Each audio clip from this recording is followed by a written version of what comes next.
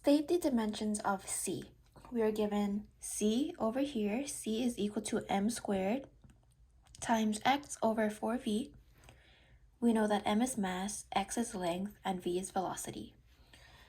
Now we want to recall the three main dimensions. The three main dimensions are length, mass, and time.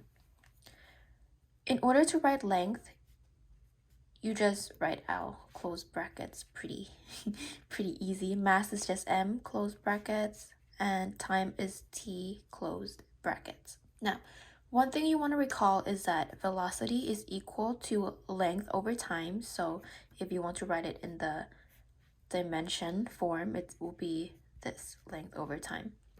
Okay, now back to the problem. Whenever we have a problem like this, and we are working with dimensions, any coefficients are irrelevant. So say m squared x over 4v, you can just disregard this. So now you're left with c equals m squared x over v. Now it's smooth sailing from here. You just plug in these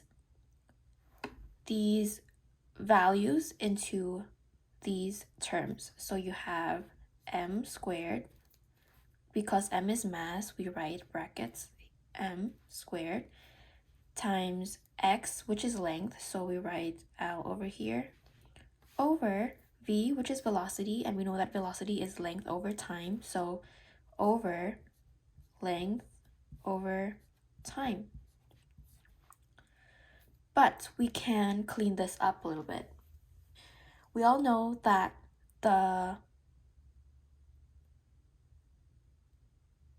this m squared L over L fraction t is the same as m squared L times the reciprocal of this. So it will be t over L. And then we can cross this. Okay, so now we are left with m squared times L times t over L. With this, we can cross out the L, and we are left with, let me rewrite it here.